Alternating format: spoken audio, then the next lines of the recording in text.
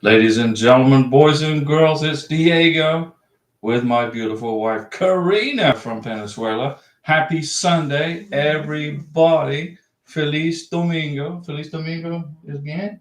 Happy Sunday. Today is April 28th, 2024, which means we are just 2 days away from saying goodbye to April and saying hello to May, which means you guys are getting closer and closer to your K1 visa and or your green card. It's going to be here before you know it.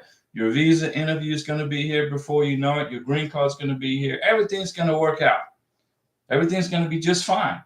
Okay? You just got to be patient. The secret to this K1 visa process is patience, and also you got to qualify for the benefit. Now, I've got 9 years experience processing K1 visas. That's a long time. And I've got 9 years experience with green card applications and spousal visas and tourist visas. That's a long time being in the trenches with immigration. So we put this channel together for you guys. So you don't have to pay an immigration attorney thousands of dollars.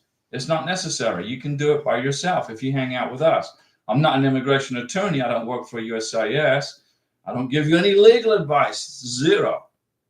Okay. And I don't work for any of those companies that fill out paperwork and charge you money to fill out the paperwork. I give you this channel for free. It's a gift to you. And thanks to YouTube. And Ross Lee is in the house. Ross Lee, how's Melissa? Good morning, Diego and Karina. And Vikas Vade is in the house. Hi, Vikas. How is you? How's your family? Now, don't forget, guys, when you jump on the live stream, let us know what country your beneficiary's in, or what country or what state you live in. You don't have to say the city. Just let us know what state. That way, if I get questions from you regarding wait times and K1 visas and green cards and all that, I can answer the question a lot easier if I know where you're at. Like for example, we finally got the embassy in Ghana opened up to K1 visa processing. And Jeff Mantock's in the house. Good morning, Diego. What's going on, Jeff? Jeff, Vikas, and Ross Lee. The top 3 messages for the day so far for a Sunday. Now I know it's kind of early. It's just turned at 9 o'clock in the morning here Central Time. So that means it's 10 o'clock in the morning in Miami, and it's 8 o'clock in the morning in Albuquerque, New Mexico, and 7 o'clock in the morning in California. So you're either getting out of bed, you're eating breakfast, or you're headed to church or wherever it is. But we're here for you. And it's just, I jumped on the live stream to give you some morning information, give you some motivation for your K1 visa.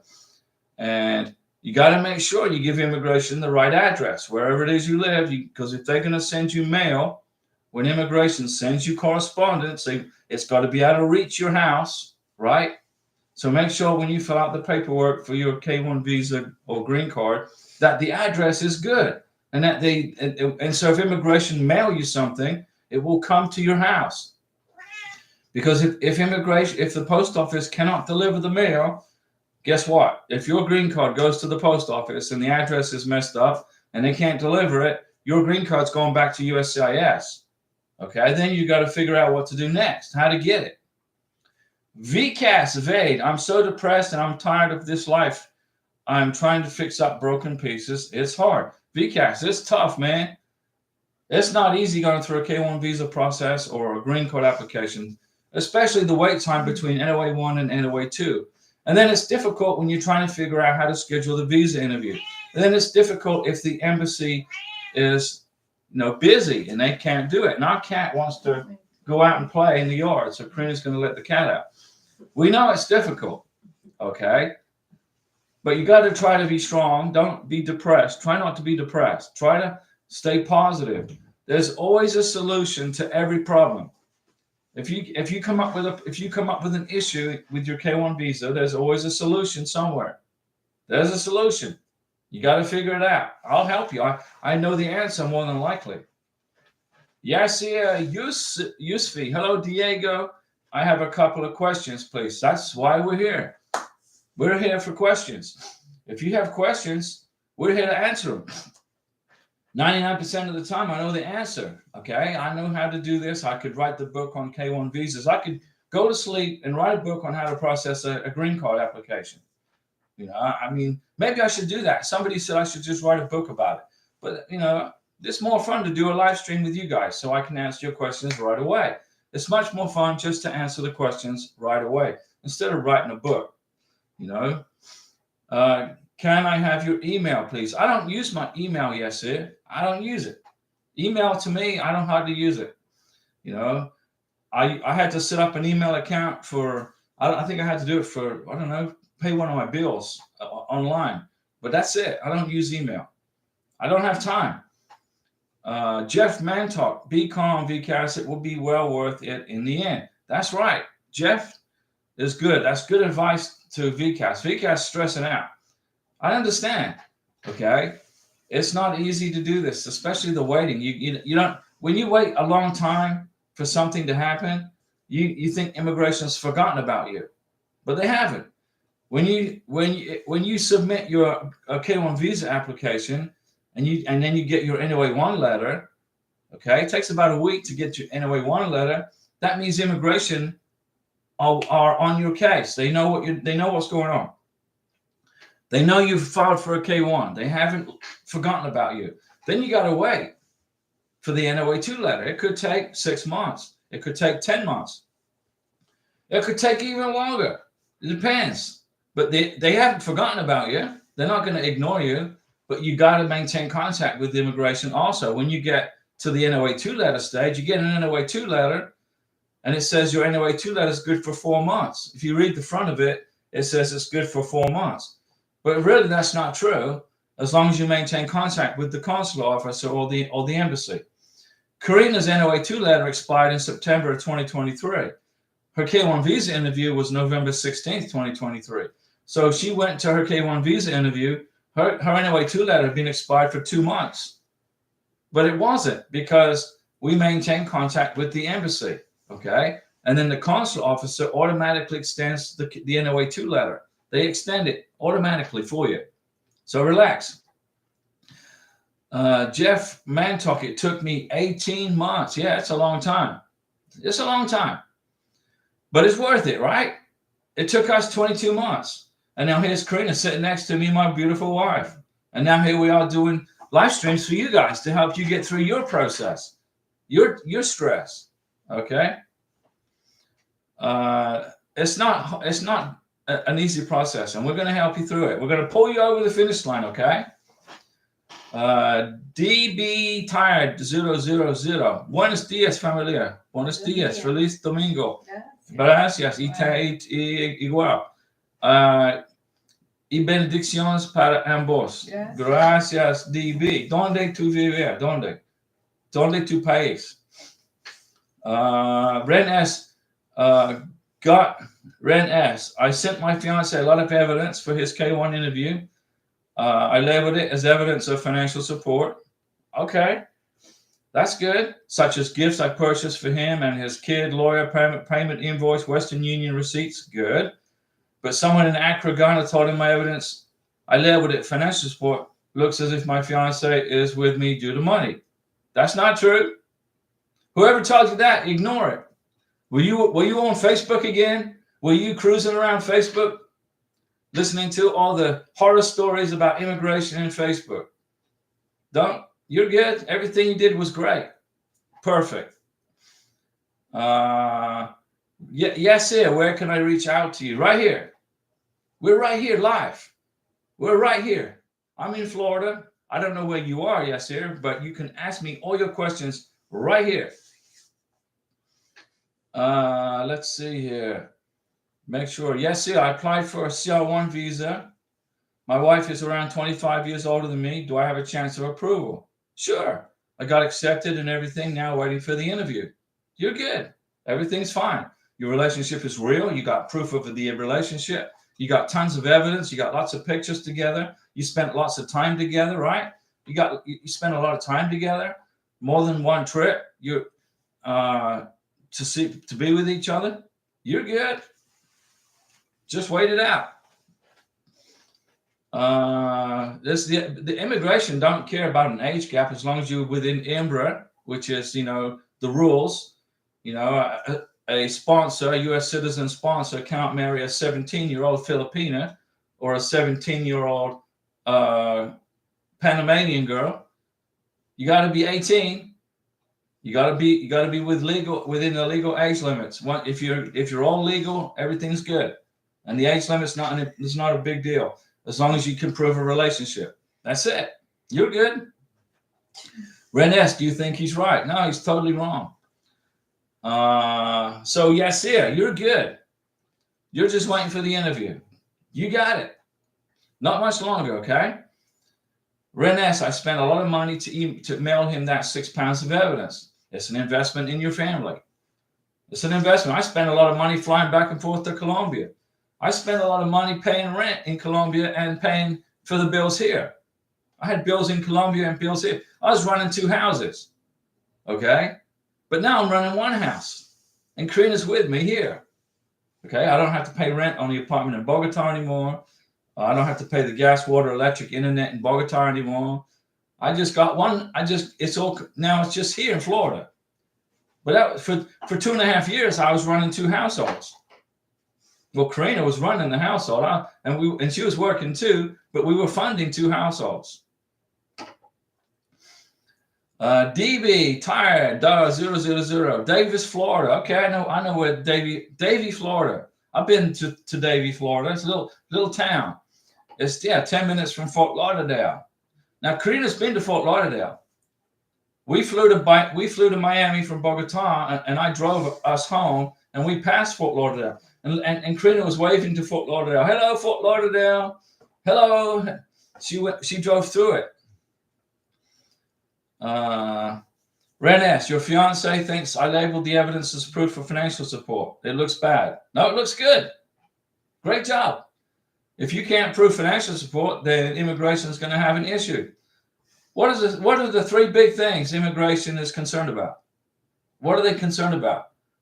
Number 1, the relationship is real. Number 2, the sponsor can support the beneficiary financially. How do you do it? You got to prove it.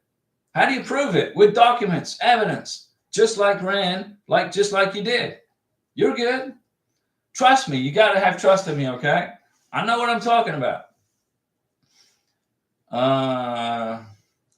DB tired 000. You deleted the messages. April Flower, Ren S, I told my fiance take all the evidence I sent him to his interview in Ghana, even the original NOA 1 and NOA 2. There you go. You're good. April Flower, Diego, what does the interview letter contain? It's a K1 FTP email letter. That's your basically the welcome letter. What does it contain? Let me see here. My fiance's medical exam is tomorrow. I received the document, but I don't know if it's exactly the interview letter. Does it say packet 3, packet 4? Does it say K1 FTP? What does it say on the email? Ren S, no, I don't do Facebook. I don't do Facebook. I mean, I had Facebook in the past when I was dating Karina, so I could post pictures of us together of proof of our relationship. And then when Karina and I got married, there's no reason to post stuff on Facebook anymore. What do you do on Facebook? What do you guys do? Do you post pictures of your dinner, your lunch, and your breakfast? Or you go into Facebook visa groups and scare each other with fake news? Or you're going to get denied because you didn't do this. Come on, guys. If you got a Facebook account, if you got a TikTok account, delete it. Get rid of it. VCast, my fiance spent money on travel and buying stuff for us. I wanted to buy things for him, but he doesn't allow me. That's okay. Don't worry about it. Ren S, my fiance in Accra, Ghana, talked to people after receiving all my documents and evidence I mailed for his K1, and some people told him stuff. Though the people that told him stuff are people who are armchair, never processed a K1 visa in their life people, right? Yes, she visited me 3 times, yes, and introduced her to my friends, and we had pictures. Yes, you got lots of pictures with friends, right? And family. 3 visits. You're good. Very good. April Flower, does my fiance need to wear his engagement ring to the interview? No, he doesn't. Don't wear any rings to interviews. Okay? It could be misconstrued as a wedding ring. Okay? Don't do that. especially if you're in African countries or Southwest Asia. If you're in India, Peru, not Peru, if you're in India, Singapore, Indonesia, those countries, the Middle East, Abu Dhabi, don't wear your engagement ring to the visa interview. Don't do it. Ren S, which made me think all the evidence I sent isn't needed. Yes, it is. Just the I-134 and other documents, but doesn't think the NOA-1 and NOA-2 is needed. You need the NOA-2 letter, not the NOA-1 letter. You definitely need the NOA-2 letter, but a copy, not the original. Rambling Man, Kayadan, I had to use the Diego method and contact my two senators. Manila denied the K1 and K2 visa with no explanation. After my senators has questioned them a week later, the visas got approved and issued. Hey, oh man, look at that. So Rambling Man, you saved your visa for your beautiful bride. Fantastic. Good job. Ran S, I waited 18 months just to get the interview. So did we. We waited 19 months. 18 months, about 18 months for everything, for the interview. And then 22 months was when we got home. DB, tired 000, hit ready status in Bogota on April 12th, received the K1 FTP letter, but nothing else. What do I do next? Some say wait for the embassy. Some say don't. Here's what you do. You email the embassy in Bogota, Colombia, and you check in. That will extend your NOA-2 letter, okay?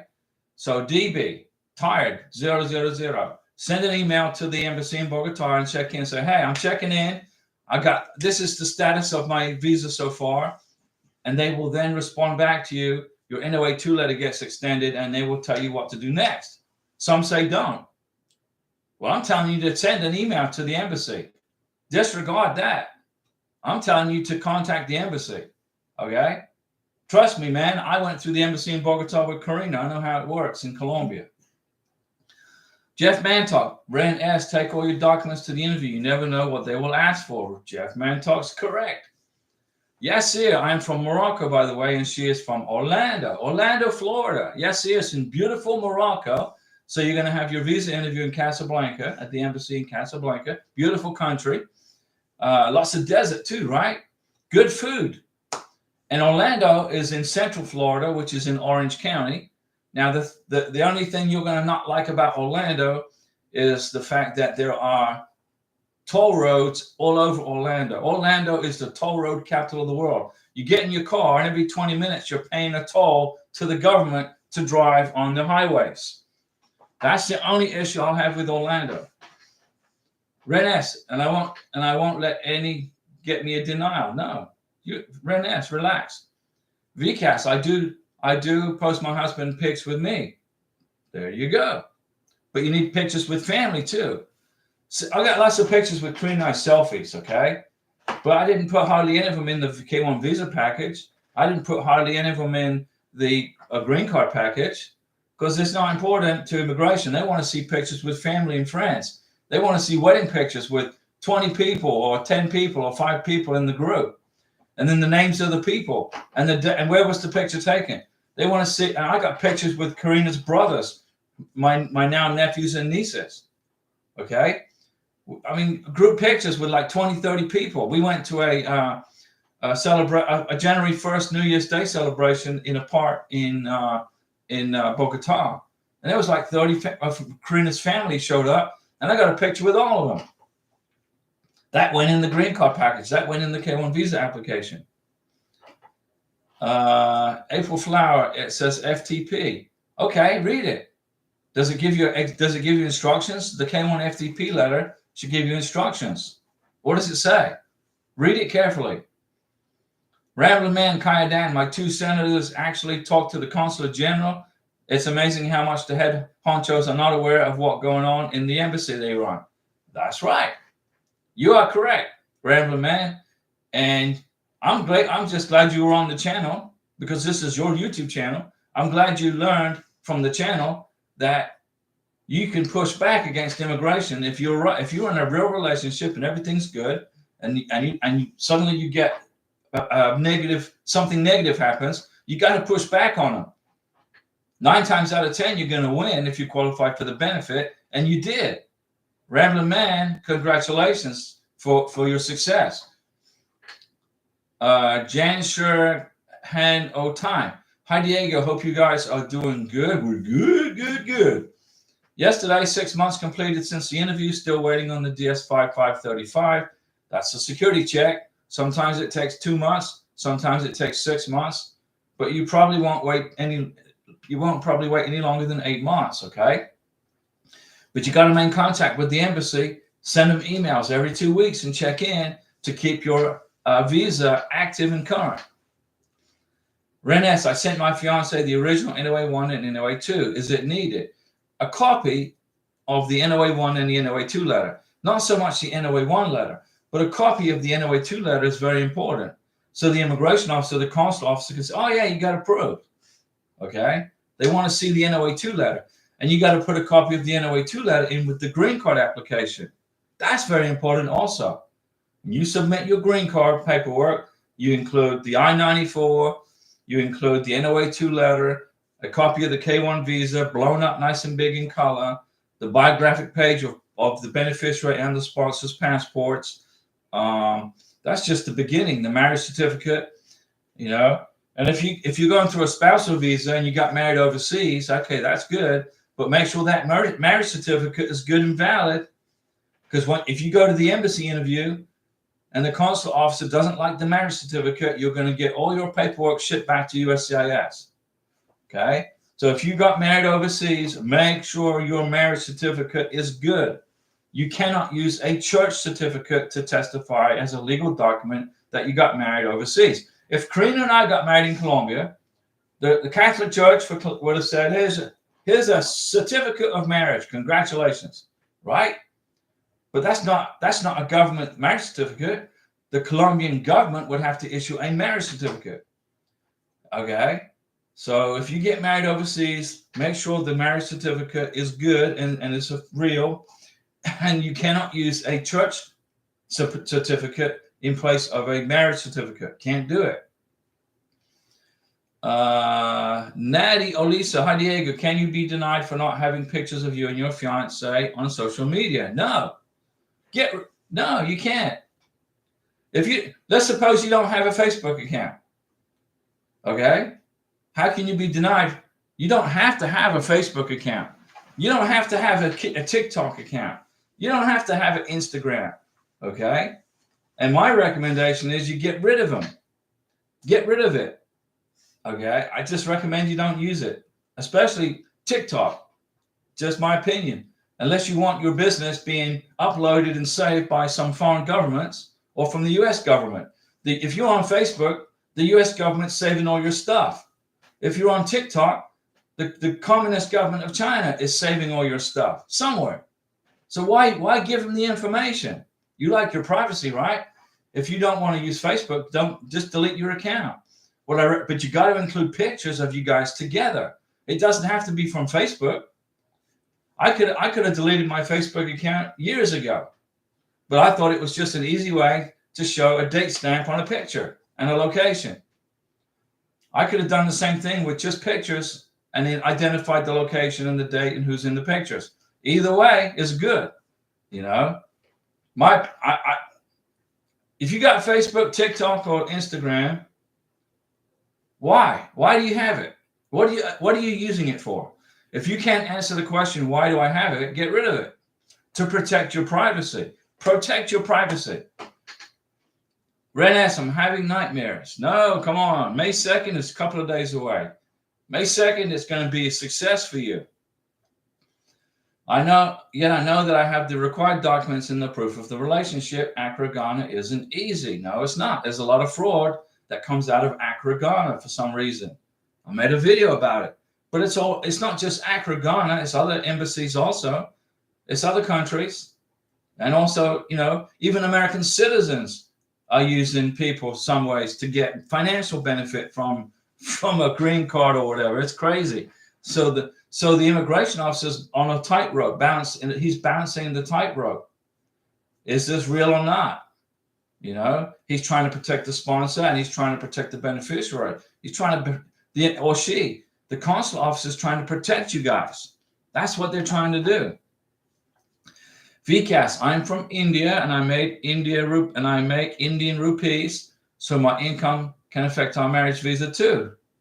No, immigration don't care how much money you make in India. All they care about is how much money does your sponsor make in the United States. That's all. I mean, Karina was making millions of pesos, right? In Colombia. She was making all kinds of money. But immigration couldn't care less. All they cared about was how much money did I make? Because now Karina's here in the United States. She's waiting on her green card. She can't work until she gets her green card. So it's up to me to take care of her. And that's a pleasure, right? It's no problem for me. So immigration is looking at, what does the sponsor make? Where does the sponsor live? Do you have stability for your beneficiary? How long have you lived in your house or apartment or townhouse or RV? Or do you live with mom and dad? And how long have you lived with mom and dad? They're looking for stability for your beneficiary. They don't care how much money you make, whether it's pesos or rupees. They don't care. DD Tired 000. Thanks, Diego. You're the man. Hey, get on the email. Get that email going to the embassy in Bogota. It will extend your NOA2 letter and will probably speed up the process for you. Hopefully. Because the early bird gets the worm, right? Renes, Jeff Mantalk. I told my fiance to take every evidence to the interview. I spent $385 to the mail that. Plus, for the past year, I've been collecting the evidence. Good job, Renes. You're doing it the right way.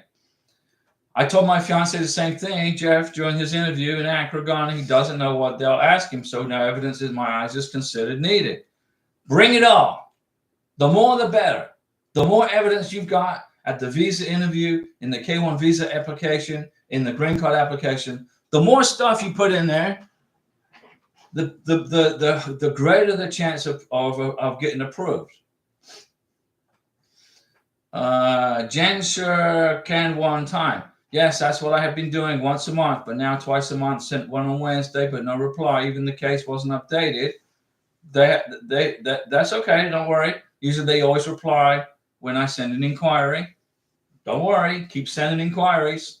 Keep sending them and keep printing the emails that you sent them.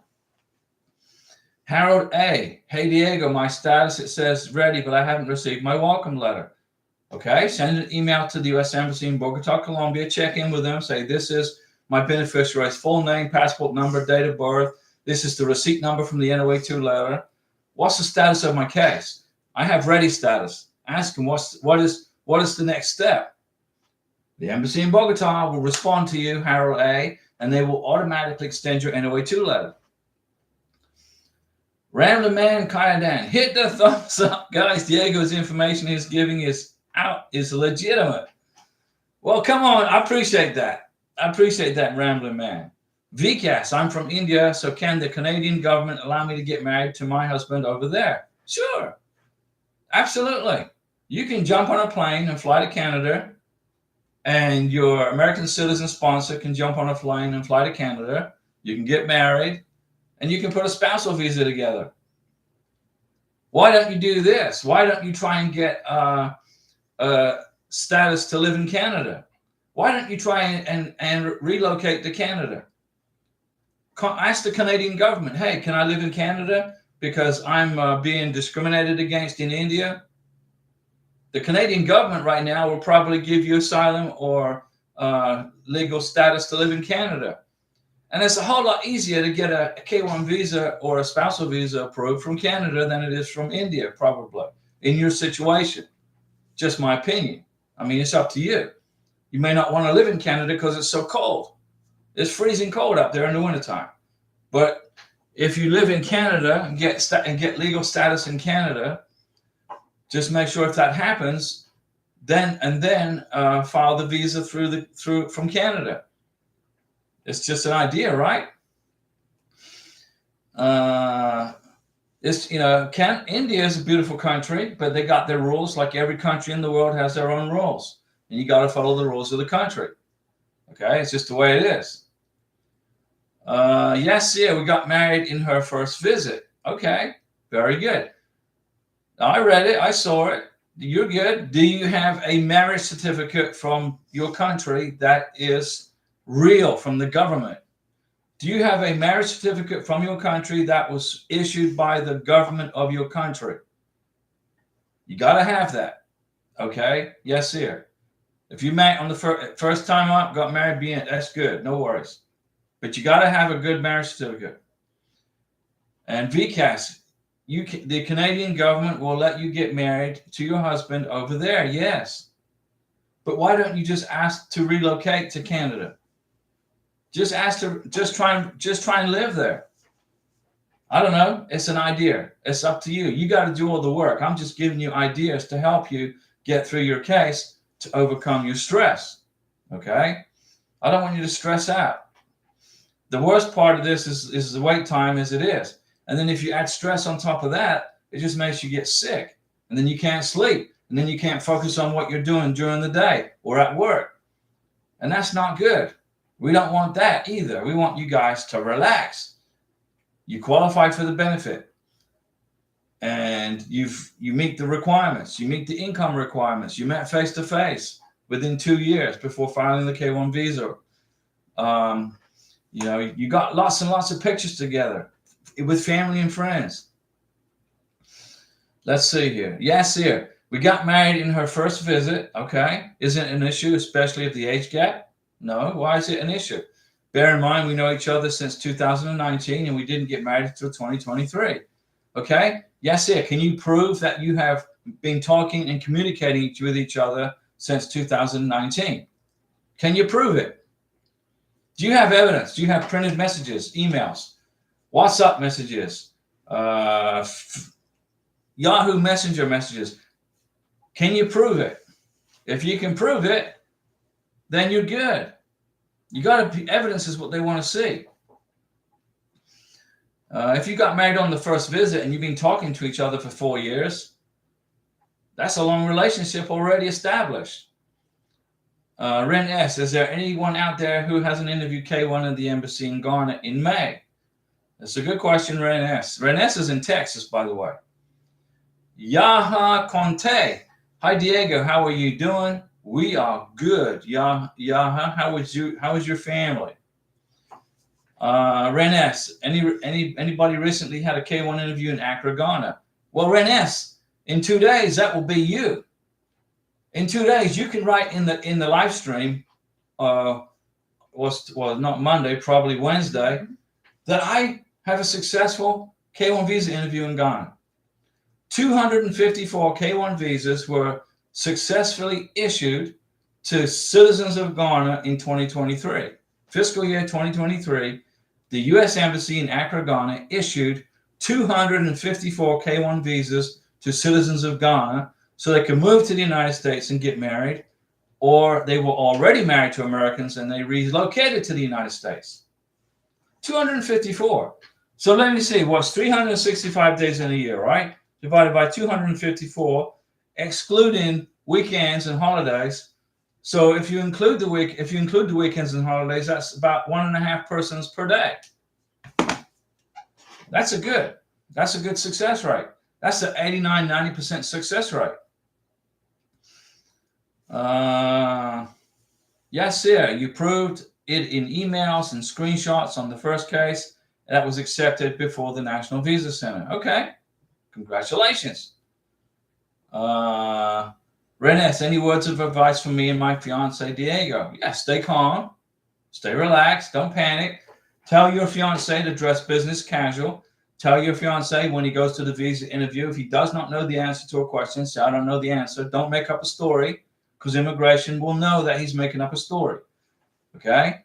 If they ask you a question and then you don't know the answer, say, I'm sorry, I don't know the answer, and then shut up and wait for the next one. Wait for the next question. Okay? Don't guess a question. If the immigration officer asks you a question and you don't know, don't guess, because it will mess you up.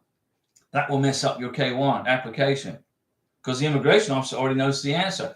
What if the immigration officer says to you, does your sponsor have any kids? And your sponsor doesn't have any kids. You better know that your sponsor doesn't have any kids. Okay. You're going to say, no, my sponsor doesn't have any kids. You got to know the answer to questions like that. They could ask you, when was the last time you saw your sponsor? Well, they asked Karina, when was the last time at the embassy in Bogota, Colombia? They said, when was the last time you saw your sponsor? She said about 2 hours ago. He's in bed sick in Bogota in our apartment. And he's in the computer writing, okay, so I'm in Colombia. And then what if the immigration officer said to Karina, okay, can you prove he's here? She had the boarding passes with her in her hand. Oh, yeah, here's the boarding passes. He arrived in Bogota on October, was it 31st? 31? October 31st. Okay. Just be ready for stuff like that. So dress business casual. Your beneficiary has to wear business casual. Don't wear jeans and t-shirt to a visa interview. Don't do that. There were tourist visas getting denied at the embassy in Bogota because the people were showing up for their tourist visas dressed like they just got out of bed. Okay? Don't do that. Yaha Conte, I sent my adjustment of status, but still no message from USCIS. Did you include a Form G1145, Yaha, in your green card application? Form G1145 will give, when immigration open up your package, they will get the G1145 and send you a text message telling you that they received it. Did you include the G1145, Yaha, in your green card application? Renes, I pray I can write that Diego on May 2nd after my fiance interview. I pray all of you out there, you get your K1 approval and spousal. Good words, Renes, and everybody appreciates that. And we're behind you also. We want you to get yours approved too. And I don't see why it's not. As of right now, you're good to go. VCAS, I know my husband is almost 5 years. I've known my husband almost 5 years, and we both are still waiting to live together. That's the hardest part of the long distance relationship. Yes, it's difficult. It's not. I was separated from Karina for 10 months and 7 months, and it was tough. It was tough. Renes, thank you very much for your guidance and advice during the K1 process. Hey, Renes, that's why we're here. My fiance and I have been practicing questions about me. Okay, let's ask some questions about Renes. Renes, have you been married before? Renes, what are your hobbies that you have in common with your beneficiary? What hobbies do you have in common with each other? Renes, what is your beneficiary's mom's name? Renes, the beneficiary. You're not going to be at the interview, obviously, but I'm just trying to help you. So your beneficiary may be asked, beneficiary, what is Renes's mom's name? What's her dad's name? Does she have any brothers and sisters? Stuff like that. Let me see. Hannah, good morning, Diego and Karina. Hannah, buenos dias. Hola. How are you? How's your family doing? Are you hanging in there, right? Yaha. Yes, the G1145 was included. Okay, so did you mail your green card application with FedEx, UPS, or DHL? Did you send it by courier service? Tell me you didn't use post office. You sent it by FedEx, right? Or UPS or DHL. Shayna B, we've applied for the adjustment of status and they're requesting another medical. I've been telling you guys this for what? A year? We applied for the adjustment. Listen up, guys. To people who are watching this video in the future, tonight, not right now because you're probably making breakfast or whatever. But Shayna B says we applied for the adjustment of status. They applied for the green card and they got an RFE. Right? They are looking for the medical exam. Is that normal? Yes. When you file for your green card, you must include a new medical exam or a medical exam from the foreign country in a sealed envelope that's on a 693 with vaccinations certified. If you come to the United States of America and you file for your green card and you do not include a new medical exam, immigration is going to want to see it. They want to see the 693 and the vaccinations. Karina had her medical exam in Bogota, Colombia in November of 2023. We applied for her green card on February 29th, 2024. November, December, February, March. So it was 3 months. Her medical exam in Bogota was still good. Her medical exam was good for a year. But where is it? The Border Patrol took it. They took it. So it's no good. We couldn't include it in the green card application because the Border Patrol has it. Or it was in the embassy. Still in the embassy. So I know from my experience, my 9 years of going through this, doing all this, I know that you must include a 693 and a vaccination certification in the green card application. So we went to Pensacola. I paid $175. We redid Karina's medical exam with a civil surgeon authorized by the U.S. State Department to do green card medical exams. He did the appointment was at 9 o'clock in the morning in Pensacola. We did the medical exam. He signed off on the 693. He signed off on the vaccinations. He put it in a sealed envelope. His administrative assistant sealed the envelope and typed on the envelope to USCIS Homeland Security only. And then Karina's name on the back and her address here in Florida. That went into the green card application. Guess what? We're not going to get an RFE for a medical exam because we redid it. We did it twice, once in Colombia and once here. If you listen to me, guys, if you pay attention, I'm going to save you these headaches. Okay? Yaha, you included the G1145, then immigration will text you when they open up your package. So right now it's sitting on a shelf in Chicago or in Phoenix, Arizona. When they open up the box, they will take out the G1145 and send you a text. They haven't opened the box yet. Did you send the message? Oh, so you mailed it through the post office. Did you send it with a tracking label on it? Did you send it certified mail where you needed a signature? Did you send it where you asked for a signature from immigration to sign for the box when they received it? That way you're going to know, that way you're going to know that immigration received it. Never send anything through the post service, guys. Through the U.S. Postal Service. Send it FedEx, UPS, or DHL. It's a private company. They're making money, and they're going to make money by doing business with you, and they're going to make sure your package gets to where it's going. The U.S. Postal Service is billions of dollars in debt, in the deficit. They're losing money. They're losing money. I don't even see how the Postal Service is still operating. Use FedEx, UPS, or DHL. If you must use the post office, send it with a tracking label where you make somebody sign for your green card application at the other end.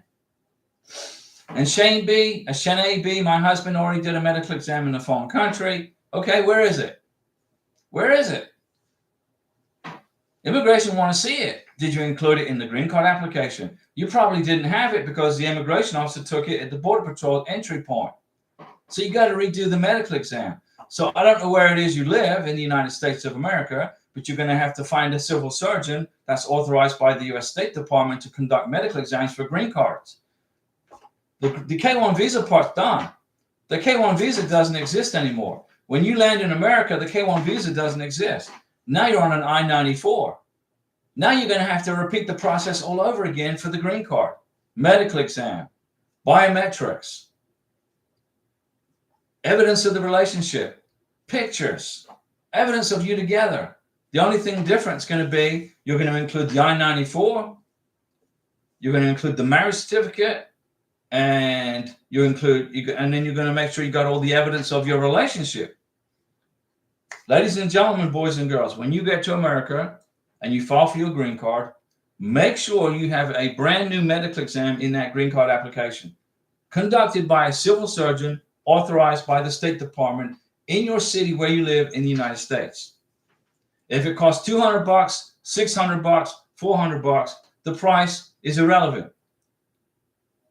The process is the process.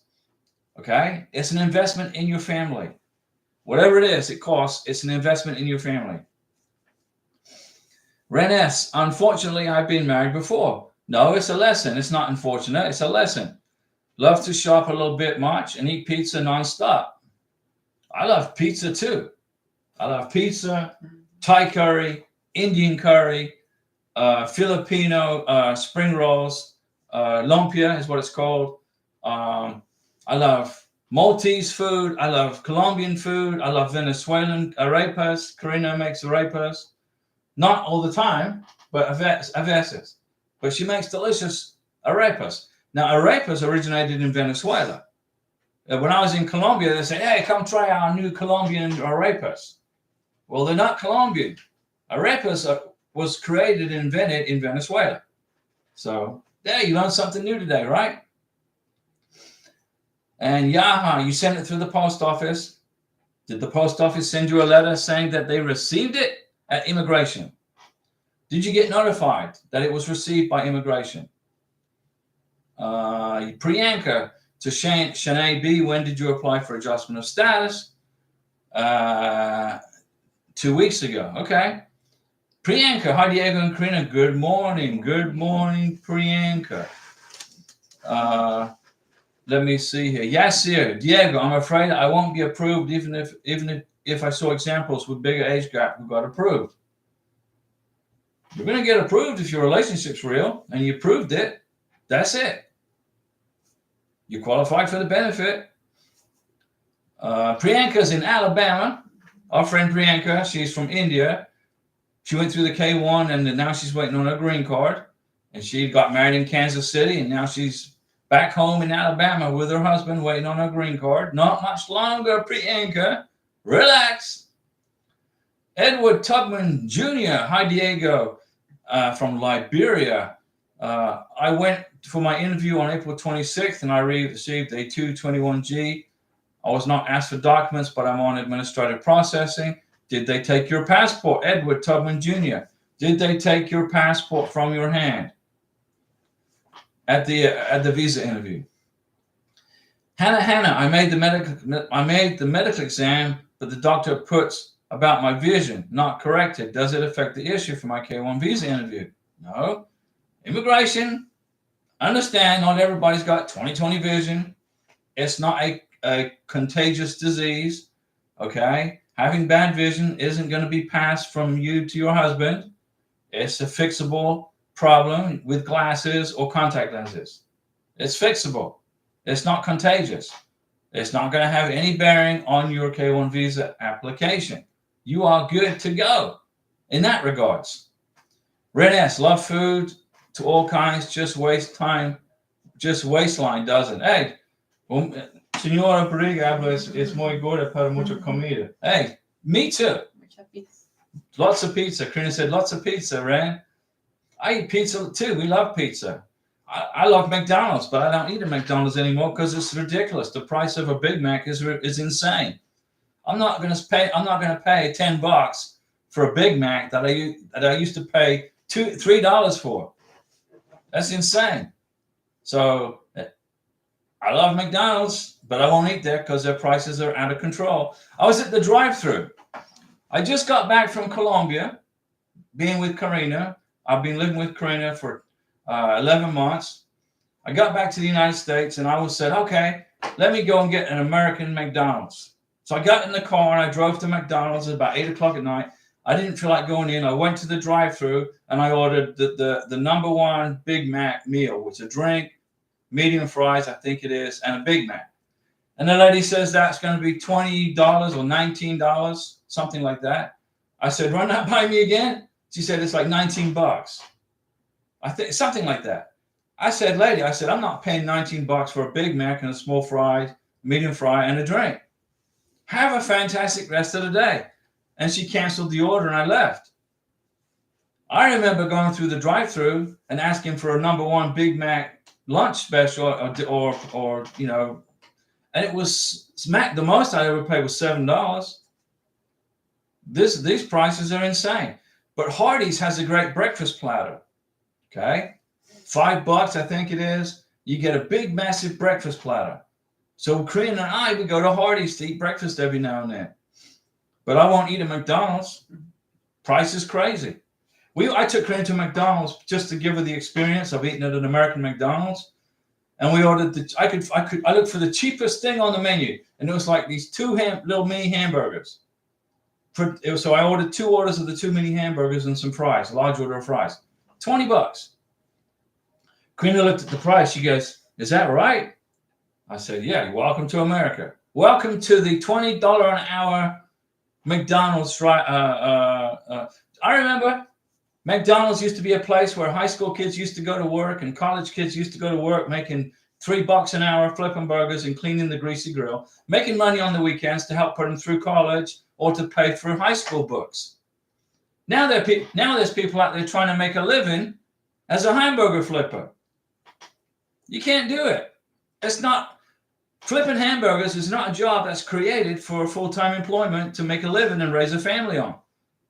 It's a menial job. Okay, but it's an important job, but it's menial, and it's used as a stepping stone to your career.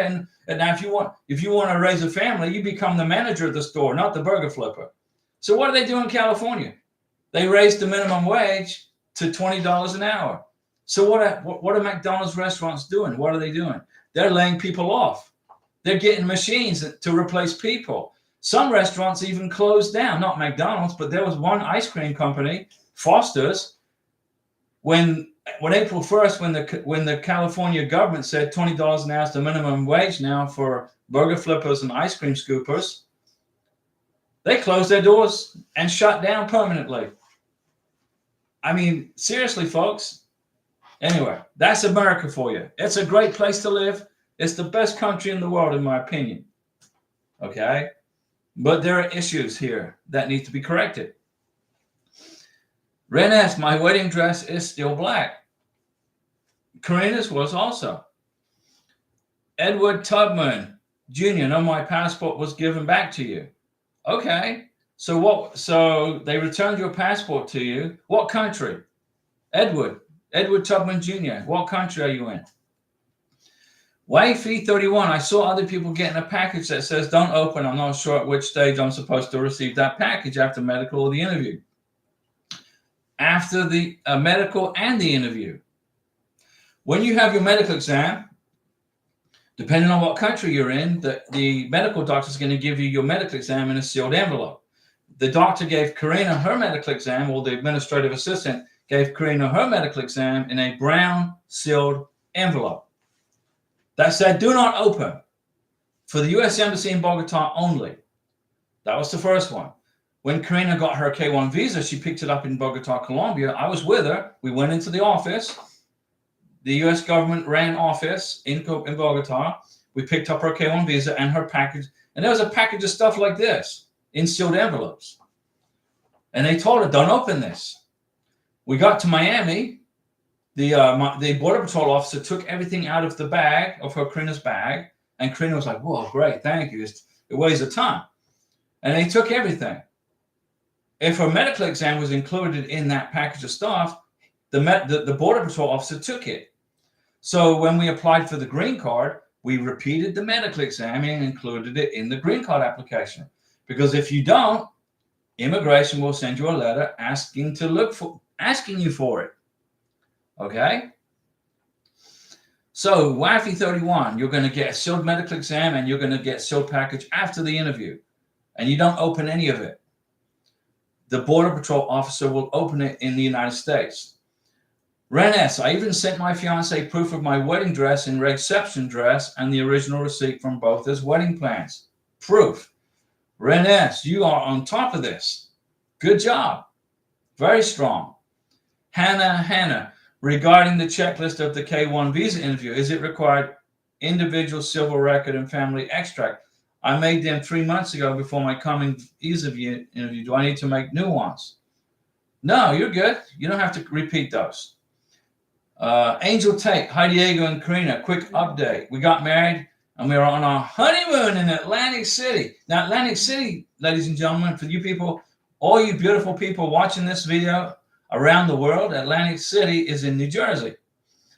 This week, we will start the adjustment of status process. Angel Tate, make sure you get lots of pictures with lots of people in Atlantic City. Don't be taking selfies together. Well, take selfies together, obviously, but get pictures with lots of people who are going to be included in your green card application.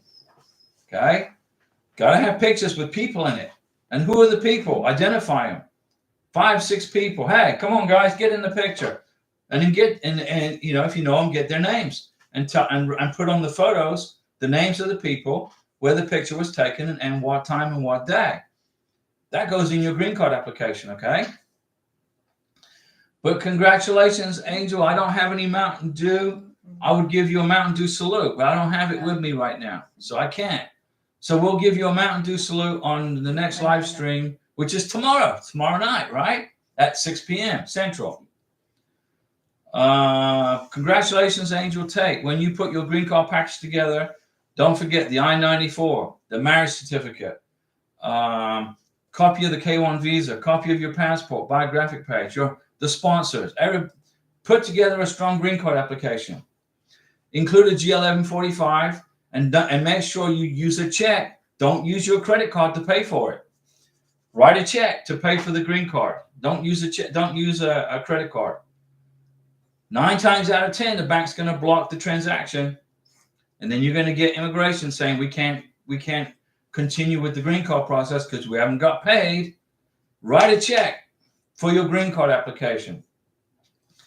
Wifey 31, for me, they said they'll send the medical exam to the embassy on their own. Okay, that's good. So we left. She's from Bangladesh. No problem. It depends on the country. I guess I'll receive one after the interview. No, what you're going to receive after the interview is a big package of stuff in a sealed envelope. Whether that includes the medical exam or not, I don't know. The embassy may just keep it, or they may include it in the big package of stuff. It's a possibility. But when you enter the United States, the Border Patrol is going to take it. So there's a good chance you will not have a copy of your medical exam from Bangladesh. When you get to the United States, get married. Before you file your green card application, get a second medical exam done and completed with vaccinations certified. You don't have to repeat the vaccinations. You just the doctor just needs to look at the vaccination document and certify the 693. And with that said, I've been talking for an hour, 1 hour on a Sunday morning, and now it's time for Karina's driving lesson on private property. She's driving like a champion. She's going to be a Formula One race driver in the future. Okay, she's doing a great job driving, learning how to drive. We'll see you guys tomorrow night at 6 p.m. Central Time. Church time. We did church already. Man, you got to get up earlier than that. Now we're going driving. Hannah, what kind of questions did the consular ask the fiancé during the visa interview? Okay, Hannah, I'll answer the question for you, and then I'm going to log off.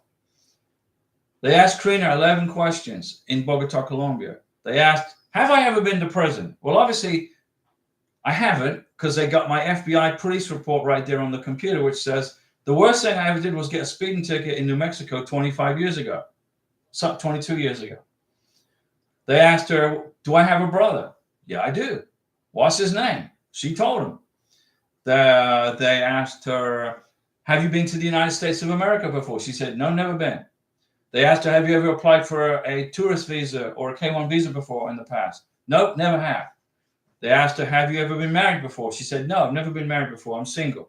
They asked her, has your sponsor, Diego, been married before? She said, yeah, he was married in the past. He's divorced. Okay. Thank goodness for that. They asked her 11 questions. They asked her, what's your address in the United States? Where are you going to live in America? What's your address? Where do you live? She said, well, I'll be living at blah, blah, blah, blah, blah, blah, blah, blah, blah, blah, blah, Florida. Zip code. Boom. She knows the zip code. If she even knows the zip code. The immigration officer was really surprised that she knew the zip code. So the immigration officer wrote in there, okay, Karina exactly knows where she's going to live. So they asked her, let me see here. Have you lived in any other countries besides Venezuela and Colombia? Karina said, no, I've never lived in any other countries besides Venezuela and Colombia. Then they said, have you been to any other countries on vacation? She said, no. I lived in Venezuela. I got the heck out of there. I relocated to Colombia. I've been in Colombia for 6 years. They said, okay. And then they asked her, what else? ¿Qué más?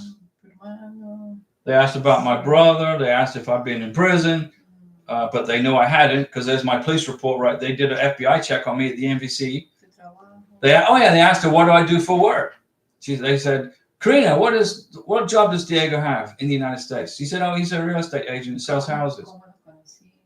Okay. Okay. So they asked her, what do I do? She said, he sells houses. Okay. They asked her where she's going to live in Florida, her address. She ran it right off the bat. And it's difficult for Karina to pronounce the words of the street name because the street name is a word that's hard for her to pronounce because she's used to being talking Spanish. This word is definitely Anglo-English. So it was hard for her to pronounce, but she got it out, and the immigration officer was impressed. They asked her 11 questions, and that was a few of them. Angel Tate, happy Sunday. Thanks, Angel. I'm just going to stick around a bit longer, okay? Poco más tiempo. Francois Livingston, good morning, Diego and Karina. Okay, Francois, you got out of bed. I'm kidding. Now, Francois lives in upstate New York, ladies and gentlemen, and hopefully the weather's not too bad. I believe yesterday it was raining in New York, upstate New York. It was raining. Angel Tate, will my husband need 2 doses of COVID before submitting all the paperwork for adjustment of status? No, you don't. You need 1 dose. That's the new rule coming out of the State Department, okay? But the answer to that question is ask the civil surgeon. The doctor that does the medical exam in the United States for you, okay, or in whatever country you're in, but in the United States in particular, because you got to redo the medical exam for your green card, ask the civil surgeon, is my vaccinations up to date? Are my vaccinations up to date? And the doctor's going to look at them and say, yeah, you're good. Let the civil surgeon make that decision. I'm just saying from what I know from what the State Department's putting out that you only need 1 for that, okay? But the civil surgeon, I'm not a civil surgeon. The civil surgeon makes that decision, not Diego. Francois, sorry I'm late for the surprise live chat class. Okay, Francois, go stand in a corner for 5 minutes and don't be late. No, I started the live stream real early this morning. Okay, I got up early and we started it early. But I knew you were going to get on here eventually, Francois, because you never miss class. Chris and Emma, it's been windy 30 miles per hour for 3 days.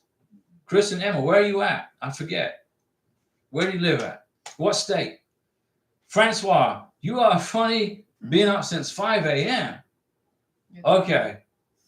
Karina también. So Karina también. Karina also. And then she went back to bed. She said, forget this, it's too early. And then we got up early anyway, and we were going to do this. So this is important information we're putting out. Shanila Amin, after I receive the case number, what do we have to do? Well, I would send an email to the NVC and ask them for the invoice number too, just in case you need the invoice number. And now you're going to wait for the ready status, now you're going to wait for the in-transit status from the NVC. When the NVC mail your K1 visa package in a DHL courier to your country where your beneficiary is, you're going to get an in-transit status. Then when the embassy gets it and they process it, you'll get the ready status. Does that mean they're ready for the visa interview? No, it just means they're ready. They've received your paperwork. What you need to do then at the ready status is email the embassy and check in with them. That will extend your NOA2 letter, because on the front of your NOA2 letter, it says it's good for 4 months. Once you get ready status, email the embassy, check in, and then you're going to wait for the packet 3, packet 4 email, so they'll give you the instructions on how to pay for the visa. Now remember, the DS-160 is free. There's no charge for the DS-160. When you fill out the Department of State form DS-160, that's what DS means, Department of State. There's no cost. There's no charge. There was a lady who emailed me in YouTube chat. She said, hey, I can't find where to pay for the DS-160. I said, well, you'll be looking for eternity because it's free. Oh, okay. So she filled out the DS-160 and she submitted it to the embassy. What you're paying for is the consulate interview and the biometrics and the K1 that goes in the passport. You're paying for the process. It's highly technical. Okay, the security on a K1 visa is tight. It's very strict. A lot of electronic technology is in that K1 visa. So it's $265. So that's what you're basically paying for, not the DS-160. So basically, Shanila, what you're going to do now is you're going to wait for the ready status from the embassy, and then you're going to check in with them. Wifey and Chris and Emil's in Mississippi. Okay, well, we drove through Mississippi. When Karina went for her biometrics in New Orleans, we drove through Alabama and Mississippi and parts of, and half of Louisiana. And we got our biometrics done in New Orleans. So we passed through Mississippi. And it was windy then. Remember Terracotta in Mississippi? Venti, muy fuerte. I'm in the car. I'm trying to hold on to the steering wheel like this because it's so windy. Wifey 31. Me and my fiance has a baby. Congratulations. While she's waiting for her K1. I already applied for the CRBA. That's where you register the birth at the embassy, at the U.S. Embassy, so the baby can get U.S. citizenship. I got the interview date for my daughter. Is this something that can cause a problem for the K1? No problems at all. It's all good. Your daughter is a U.S. citizen. You got to register the birth at the embassy with the CRBA and get her a passport. Your daughter doesn't need a K2 visa. Your daughter, who's a U.S. citizen, needs a U.S. passport. That's what you got to get from the embassy, not a K2 visa. Your daughter doesn't need a visa interview. Your daughter's a U.S. citizen. What is she interviewing for? She's American. All she needs is a passport. That's it. Wifey 31, do you understand what I just said? You're just around Jackson, Mississippi area. Okay. So we went past Biloxi. We drove through Biloxi. We ate at Diamond Head, Mississippi. We stopped in Diamond Head and had, what was it, Dairy Queen. We stopped there. Karina had no idea what a Dairy Queen was. See, what's that? I said, come on, I'm on the interstate. I'm on Interstate 10, and I saw a sign for Dairy Queen in Diamond Head, Mississippi. So we pulled off the interstate. We went into it was a little town, Diamond Head. We went into Dairy Queen, and I ordered a chicken box of everything. It was chicken, French fries, everything chicken. And you like te gusta? Karina loved it. In fact, she couldn't eat it all because they put so much in the box. So we brought it home, and we had chicken for dinner. So we had chicken for lunch and chicken for dinner. That was in Diamond Head, Mississippi. On the way back from biometrics in New Orleans. Denise Jefferson, newlywed. Denise, the newlywed. Hello, Diego and Karina. In terms of the medical, when immigration took the medical package at entry, what do they do with it? They probably shred it. Yes, it's private information. It goes into the burn bag and gets burned or shredded. Trying to avoid the additional $500, it seems unfair.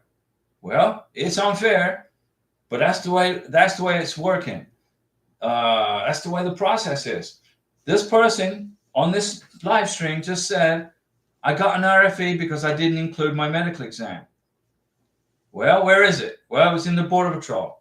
The Border Patrol, they didn't give it to you. No, they didn't give it to me. What do they do with it? They burn it. They shred it.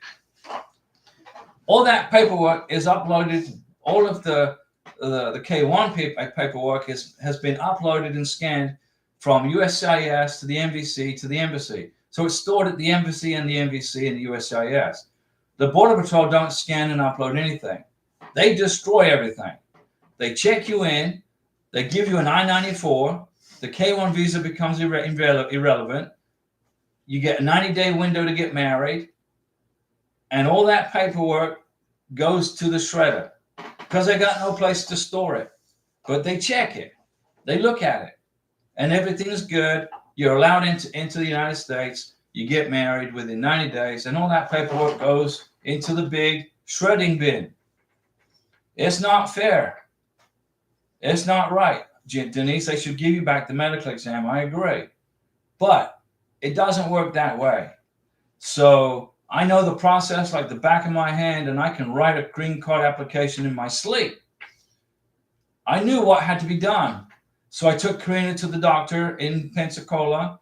I called him up. I said, hey, you guys are authorized by the Department of State to authorize green card medical exams. Yes, we are. Sign me up. Sign me up. If it was $175. If it was $775, I don't care. I would have paid it. It's a process. If you don't include a medical exam in the green card application, you will get an RFE. And then you're going to have to wait. It's going to delay your visa. It will put a delay on your K1 on your green card process by 2 or 3 months. Don't add that time to your wait time, or you already have to wait long enough, right? Just pay it. Denise, it's easy for me to say it's not my money. It's your money. But I went through it and I paid it. I didn't like it, but I did it because it's for my wife. So now we're just waiting on her green card. That's it. I would much rather be waiting 4 months for her green card and not 7 or 8 or 9 months because of an RFE on a medical exam. It's an investment in her future and our lives together and time. Let me see. Wifey 31 interviews to make sure we are the parents. Yeah. Okay, gotcha. Yeah, they may do a DNA. They may do a DNA, perhaps, but maybe not, and submit the birth certificate and my citizenship proof to get the passport. There you go. That's Wifey 31. You're exactly right. That is exactly correct. The process for your CR process. Denise Jefferson, you agree that it is not enough to submit the vaccine records alone. It's a 50-50 crapshoot at Las Vegas on the table. You're on the table, right? Playing craps. And your green card application goes to USCIS in Phoenix, Arizona. And you get an immigration officer that just will accept the vaccination documents. But you could get an immigration officer that wants the vaccination documents and the medical exam. It's a 50-50 shot. Are you willing to take that chance? I wasn't willing to play that. I wasn't willing to take that chance. I had all Karina's vaccination records, but they weren't signed by a civil surgeon. It has to be on a 693. A civil surgeon has to sign off on the vaccination documents, not a copy from Bogota doctors. Okay? If you want to take the chance, it's up to you. But if you listen to me, if you trust me, okay, pay the money for the medical exam and the vaccinations, get it redone by an authorized civil surgeon, by the State Department, include it in the green card application, and then you can go to bed at night and put your head on a pillow and relax because you know everything's good. Or you can do it with just the vaccination records, and you're going to have the 50-50 chance that you're going to get an RFE. Denise, we now have my husband insured, but insurance does not cover it. You got to pay. Did you have to pay out of pocket? I used my credit card, even through the military. Nope, can't do it. I had to pay out of pocket. I have full medical coverage for Karina military, but this is a private issue. This is a private issue between Karina and myself and the immigration folks. Okay? Karina has she has a military ID. If she gets sick, she can go to medical. She's covered. Okay? But it does, and she can get vaccinations if it's a required vaccination. But the U.S. military doctor is not authorized by the U.S. State Department to sign a 693 adjudicating her vaccinations. And they won't pay for it. It's on me. So I did it, and it's done. And it's money well spent. So I had to pay out of pocket. I put it on my credit card. Even through the military, Denise, even through the military, I had to pay for it. Okay, now we're waiting on Karina's green card. We're not worried about an RFE. And if Karina gets sick, she's got medical insurance. It is what it is. So no, I don't think that submitting vaccination records is enough. I recommend repeating the whole thing over. Then where you're 100% guaranteed of medical is done, not 50-50. It's my opinion, Denise. I wish I could save you the money. I mean, watching this channel, I hope I saved you thousands of dollars in immigration attorney fees. You know, you would have that plus everything else. Let me see here. Yasir, what tomorrow's live? 6 o'clock Central Time, which is 6 o'clock in the evening Central Time, which is 7 o'clock Miami time, which is 5 p.m. Albuquerque time, 4 p.m. Los Angeles time. Denise Jefferson, Diego, when we got his driver's license, they asked if he was here on advance parole. I did not know what the answer was. No, he's not here on advance parole. He is here as a legal permanent residence. Advance parole is a document that you can get and pay $660 for if your husband now wants to fly back to Nigeria for vacation to go see family or wherever he wants to go, which I don't recommend. An advance parole document is a document used by the beneficiary to fly back to a foreign country without a green card. So you file for the green card, you haven't got it yet, but you got the advance parole document. This is a piece of paper that gives you permission to leave and enter the United States while waiting for a green card. Is it 100% foolproof that will let you back in the country on advance parole? No. You could leave the United States on advance parole, come back to the Border Patrol, and the Border Patrol says, no, we're not going to let you back in the country. You just got married. Why did you leave America so quickly? Maybe your relationship isn't real. Maybe you're just using the K-1 or the green card as a visa to enter back and forth to the United States. Border Patrol think through their heads. That's what they think in their minds, okay? So the question is from Denise. I did not know the answer. The answer is no, he's not here on advance parole. He is here as a legal permanent resident adjudicating a green card. Marcel, hi Diego, hi Karina. I finally sent my papers for the green card. Good. That's a good job. We checked everything, watched your videos. Now time to wait. Waiting and waiting and waiting. Maybe I should get t-shirts made up that says waiting and waiting and waiting. Or ball caps. Waiting and waiting. Or I should get t-shirts made up that says I survived USCIS. Or I survived the Border Patrol entry point. I don't know. Let's see. So Marcel MP, we're glad you got everything done. We're glad you didn't have to pay an immigration attorney to do this. And we're glad the videos were helpful to you so you could do it for minimal cost other than the visa fee, the green card fee.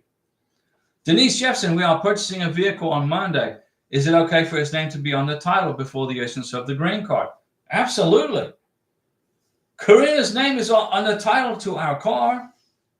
She doesn't have her green card yet, but she got her name on the title to the car. It's our car. It's our house. It's our furniture. It's Karina's kitchen. Cocina is Karina's. That's not Karina's in control of the kitchen, not me. I got this little office here, okay? But Karina's name is on the light bill, the electric bill, the water bill, the trash bill, the title to the car, the house. She got medical insurance. She's on the bank. She's joint owner of the bank account, okay? Now, after going through this immigration process and paying for all these visa fees and paying for supporting 2 homes for the last 3 years, okay, we got to recoup the bank account. But that's all good, right? Karina, she's good. Look how calm she is. She's like chilling, man. She's chilling out. She wants to go on her driving lesson. That's what she wants to do. But I got lots more questions going on. So I'm going to stick around a little bit longer for you guys, okay? Let me see here. So Denise, go ahead and put your husband on the title to the vehicles. You're buying a new car, put his name on the title. Put when you fill out the title, put and or. Okay? The name will be Denise Jefferson and or your husband's name. So that way either one of you can sell the car if something happens to either one of you. So if something happens to you, your husband can do something with the car. If something happens to him, you can do something with the car. You don't want to lock it in where both names cannot do anything with the vehicle unless you both are doing business together at the DMV. Ask the DMV about how to put your name and your husband's name on the title and or, so that way there's no problems with, future stuff.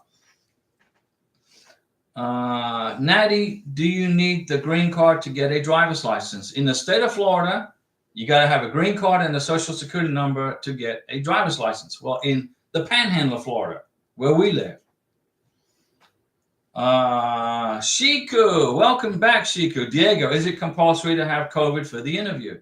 No, it's compulsory to have a COVID vaccination for the green card application, not for the visa interview. You can enter the United States without having to prove you had a COVID vaccination.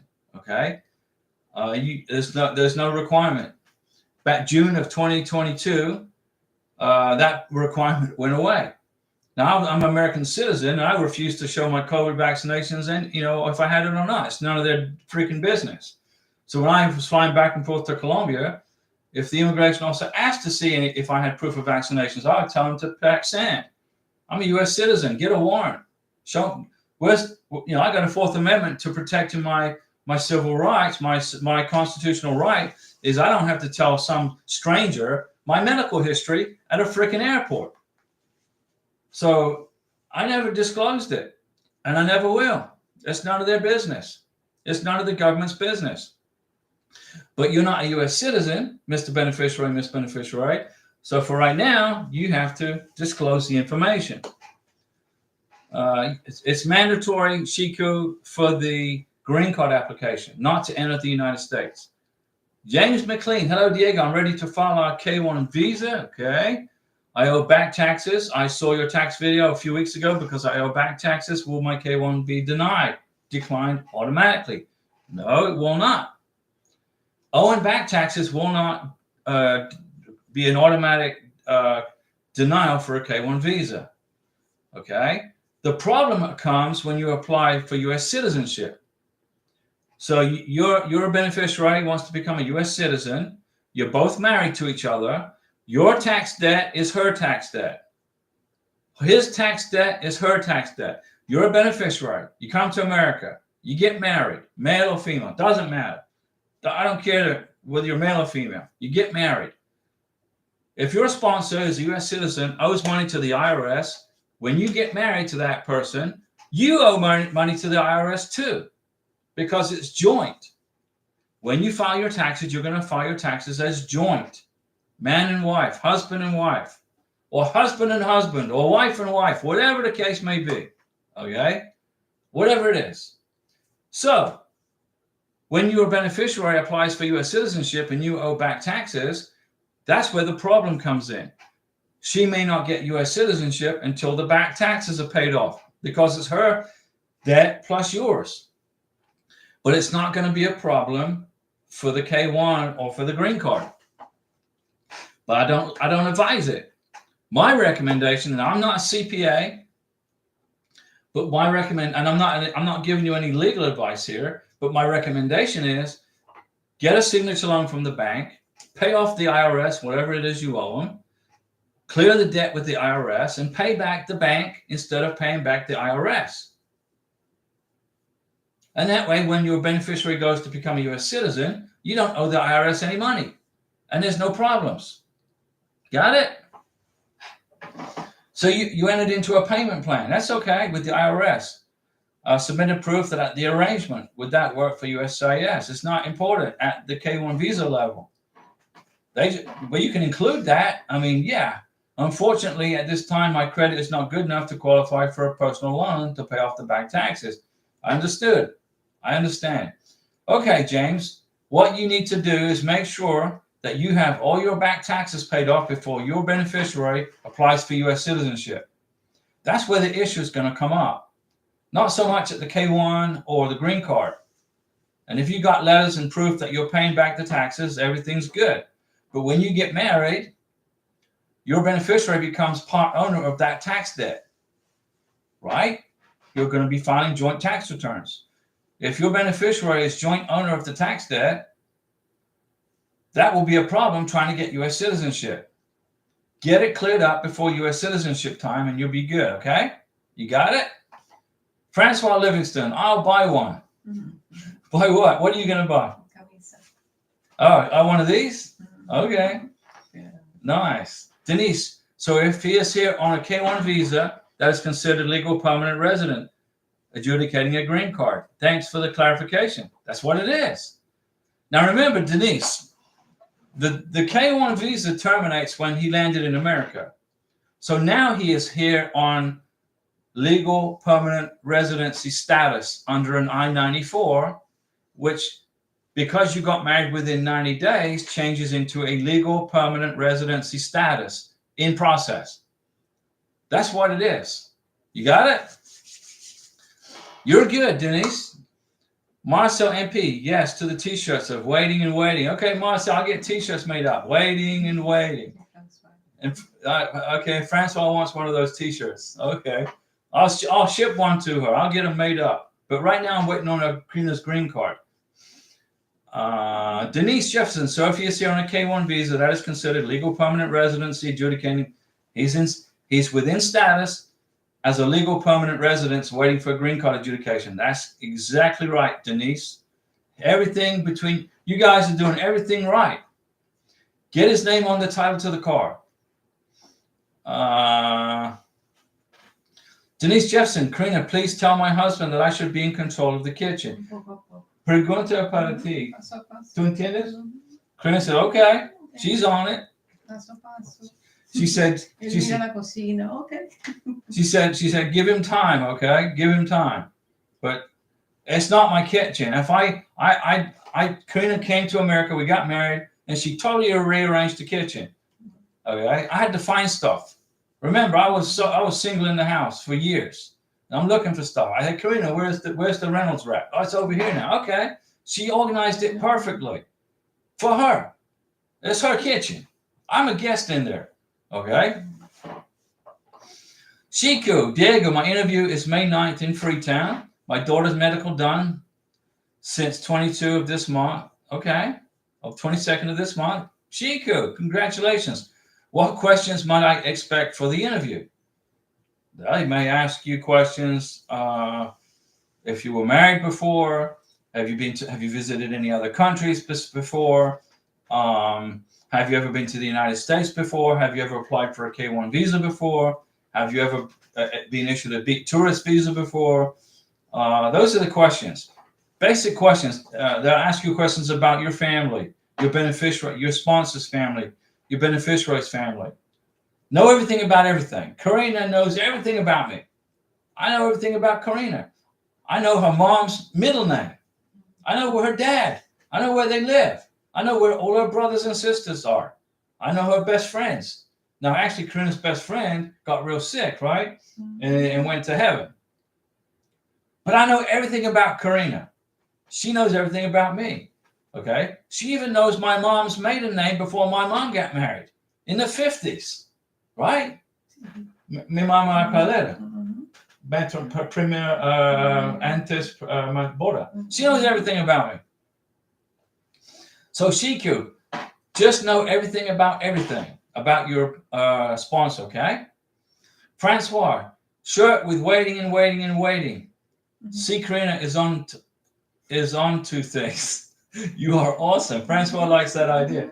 Francois gusta idea para camisa, palabra, espera. We'll do it. Denise Jefferson, Diego, have you seen any evidence of the green card process speeding up? Yes, it's fast. If you do what I do, if you do what I say, if you put together a green card package that includes the I-94, the passport biographic page of you, Denise, and your husband, his K1 visa, the marriage certificate, pictures of your wedding, his name. Get a copy of the title to your new car with his name on it and your name on it. Put that in the green card application. Get his name on all the bills, electric, water, gas, the house, everything you can possibly think of. Get him a joint bank account. And then when the bank statement comes in the mail, like when we get our bank statements now, Karina's name is underneath my name. I mean, that's just the way it is because I opened the account first. Okay, so it's that way. But she's a joint account holder, and it shows her name on the bank statements. I put two bank statements in there with her name on it as a joint owner. I mean, her name's on the trash bill. Every time the trash bill comes into my email, I print it. And it says Diego Ross and Karina Ross on the trash bill. She got Denise, go get your husband a Sam's Club card with his name on it and get one for you. Make a copy of your Sam's Club card and his Sam's Club card like this, top and bottom, print it, make a picture of it with your name and his name, co-members with Sam's Club or BJ's Club. And then that way, you are both in the same wholesale club together. You see what I'm saying? If you do stuff like that, your green card will be in 4 months. 5 months max. James McLean, thank you, Diego. So are you saying that I can go ahead and file our K1 visa despite owing back taxes? Yes, you can. This won't be a problem for K1 process and beneficiary interview. No, it won't. Include the paperwork that shows you are paying back your back taxes. Make sure, James, you have all your back taxes paid off before your beneficiary applies for U.S. citizenship, which is 3 years from the issue date on the probationary 2-year green card. So you got your 2-year green card, it's got an issue date. 3 years on the issue date, you're eligible for U.S. citizenship. 2 years into the 2-year green card, you're going to apply for a 10-year green card. 1 year into the 10-year green card, you apply for U.S. citizenship. So make sure all of your taxes are paid off to Uncle Sam before your beneficiary applies for American citizenship. That's the only time it's going to be an issue. When you go for U.S. citizenship, immigration don't want to see you owe money to them, to the IRS. They work together. They're like twins. It's like they're evil twins, right? They're in each other's pockets. Let me see. Francois, shirt with waiting and waiting. That's a good idea. Okay, Francois, we're going to knock that out. James McLean, go ahead and apply for your K1. You're good. Denise Jefferson, Diego, we feel really overwhelmed with this part of the process. We don't want to submit before we're ready. Don't do that. But don't want to wait for the doc. That may not help. Can you tell us the title of the adjustment of status video? I've made like 3 videos on how to adjust status. Okay. The only way I would say Diego, Google Diego in the channel. Google Diego Ross adjustment of status or Diego Ross green card application. I can't remember the names of the videos. If I could, I would link them right here for you, but I just can't remember. But I've made almost 1,000 videos for you guys. Man, I'm busy. Mm-hmm. But if you Google Diego Ross green card application, Diego Ross AOS, or Diego Ross adjustment of status, watch the videos. Okay. Don't be overwhelmed, Denise, but Karina arrived in America January 3rd, 2024. We got married January 14th. February 29th, we applied for her green card. February 29th. What's that? 58 days. We got her name on the bank. We waited for the bank statements to come in. We got her a BJ's Club wholesale club card with mine. My BJ's Club and her BJ's Club is here in a picture. We got her a credit card, a debit card. My credit card and Karina's credit card was put in a picture right here. My name was here. Her name was here. But we whited out the account number so they could see it. So they could see that we're on joint banks. Plus, So immigration know that Karina's got a bank. She's got a bank account. She's got a credit card. She's got a debit card. She's got access to money if she needs money. It's all about security. Immigration want to see your beneficiary is secure with you, Mr. Sponsor, Miss Sponsor. Denise, I'm going to help you through this. Don't be overwhelmed. Relax. Stay calm. Stay calm. We'll go through it step by step for you, okay? Miss Betty, look at that super chat. I don't have any Mountain Dew here. I don't have any Mountain Dew to give Miss Betty a Mountain Dew salute. So just pretend. Oh, that's Mountain Dew. Mountain Dew salute for Miss Betty. Miss Maybreal Entertainment. Thank you, Miss Betty. We appreciate you. Thank you. I don't have any Mountain Dew for Mountain Dew salutes, guys. I'm sorry. Denise, relax, okay? The 3 forms you need for adjustment of status is the 485, right? The 864, and the 693 with the vaccinations. Those are the 3. You got to repeat the medical exam. Get it done. Do it this week. Bite the bullet, put it on your credit card, repeat the medical exam. Get the 693, put in a sealed envelope. Number 1, that's the first thing we did. The first thing we did after we got married was getting Karina's medical exam done. It's in a white envelope, sealed. And I said, no RFE for this. Get it done. 485, 864, 693. Then you're going to put the green card package application together. A copy of the biographic page of your passport, sponsor and beneficiary. Copy of the K-1 visa. Copy of the I-94. Copy of your marriage certificate. Photos of your wedding with people in the photos, not just the bride and groom. Names on bank accounts. Names on titles. Denise Jefferson, on the 693, do you actually give that to the doctor for them to sign and they seal it? No. Denise, you schedule the green card medical exam with the doctor who is a civil surgeon authorized by the State Department. That's the first thing. The doctor knows what to do.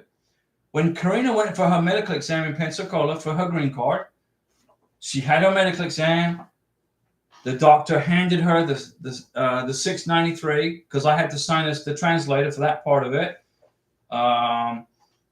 They sealed it, put it in an envelope. The doctor provides the 693. The doctor signs it. The doctor signs the vaccination records. It goes into an envelope. The doctor gives it to you with a big sticky tape on the back that says, do not open. You get one of these things right here. You get a document protector. And you put the package in here with the 693. And then you get another document protector and you put the 485, the paperwork, the adjustment of status paperwork, the 864, the 693. And then front and back, your passport pictures. And then front and back, the I-94 and the K-1 visa. Put together a packet. Put together a packet with document protectors. Go to Office Depot and buy you a binder, and then figure out how much stuff you're going to put in your green card application. And you start with what? What's the first thing in your green card application? The check, right? You're going to put a check. Write a check to U.S. Department of Homeland Security. Put it in the first document protector in an envelope. Then your second document protector is going to be your G1145. What's the G1145? When immigration get your green card application, they're going to send you a text message saying they got it. What's your third document protector? That's going to be this form right here. Okay. Let me see here. I'm going to walk you through this, Denise, because seriously, I don't want you stressing this. Okay. So let's see here. Now, then you get your 485. It's 20 pages. You put that in this document protector right here. You got the 485. You filled it out. Okay, your beneficiary signed it, and you put it in the document protector, right? What's the next thing? The next thing is going to be the I-864. That's what you fill out, Denise. Denise, thank you for that super chat, Denise. But you didn't have to do that. But Denise Jefferson, thank you for that super chat. But let me continue with this. We could not afford to do this with an attorney. We appreciate your service to the process. Denise, this is listen. Now on to the I-864. Here's your document protector. So you got a document protector with the I-864. Then you put the 693 forms, the envelope with the 693 inside it right here. And then you get the next document protector. What's next? Your passport, biographic page, your beneficiary's passport, biographic page. What's next? The I-94 and the K-1 visa. What's next? Do you see what I'm saying? Then what's next? Proof of medical insurance. What's next? Names, some bank statements with your names together. What's next? Credit cards together with names. Your name, your beneficiary's name on credit cards. Take a picture of the two credit cards together. Snap. White out the account numbers. Immigration just want to see you guys are joint bank account holders. They want to see that your beneficiary has a credit card, has a debit card. Karina has when we go shopping at Walmart, Karina's using her credit card. Why is that? We want to build up Karina's credit, right? My credit's way high. I don't worry about my credit score, but we got to build up Karina's credit score. So when we go shopping at Walmart, she uses her credit card. Her credit score is going up, okay? So you put together a green card application, okay? But do not apply for the work permit. Do not apply. Yeah, you can do back-to-back like this. Karina said you can do back-to-back like this in a document protector. Then you only have to worry about one document protector, okay? And then the 693. Do not submit your green card application until you have got all the evidence that you guys live together, you have joint bank accounts, you have proof of security for your beneficiary, and you got pictures of the wedding, okay? And Miss Betty says, hi, Diego. Miss Betty, thank you, Miss Betty, for that super chat. Now, Miss Betty is May Brea Entertainment, but I know her real name, so I put it out there. It's Miss Betty. I just filed my divorce papers, and the funny thing, he asked me to help him apply for asylum. No, don't do that. Help him get on a plane back home. But I want him back you don't want him back. No, Miss Betty, you file for the divorce first. Okay, this is a bad hombre. You file for divorce. You get the legal paperwork done in America first. When the divorce is done and adjudicated and the judge has signed the divorce papers, not the magistrate, the judge, once the judge has signed the divorce papers, you put him on a plane back to wherever it is he came from. You don't fill out asylum paperwork for him. You don't fill out an I-134A. You deport him very nicely and very respectfully, but he's going home. You got it? But good job, Miss Betty, on getting that process started. I know it is very difficult for you to do that. I know it's a difficult thing to do, but you got to do it. Denise Jefferson on the 693, do you actually give that to the doctor or for them to sign and they seal it? No. Denise, the doctor, here's what you do, Denise. You're in Utah, right? You're in Utah. You Google medical doctor, green card, whatever. You find a doctor. You set an appointment. Hey, this is Denise. I want to set an appointment for a green card medical exam for my husband. The doctor says, okay, great. And I also need for you to sign off on his vaccinations. Okay, great. You bring his vaccination paperwork and your husband to the medical exam. He does the medical exam. The doctor is going to fill out the 693 for you. You don't have to worry about the 693. That's why the U.S. State Department authorizes that doctor, him or her, to process this paperwork. The doctor fills it out. Well, the administrative assistant fills it out. The doctor just signs off on it. You pay on the credit card.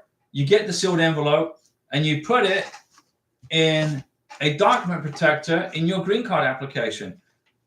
Go to Office Depot, buy your binder, and buy you a big binder, and you want to try to fill it with as much stuff as you can, proving that the relationship is real, which it is. Denise, you got it? Please tell me. Thank you, Diego and Karina. I think that we are back on track. There you go. Go to Office Depot, buy a book. I bought like 2. I think it was 2. I had so much stuff. I got her a BJ's Club card. We went to get her a library card, but I couldn't get the library card because her military ID didn't have our address on it. And I can't get her a driver's license because, number one, she's got to learn how to drive. And number 2, she doesn't have her green card yet. So those were the only things we didn't include, was her driver's license and a library card. But we had everything else under the planet. Okay?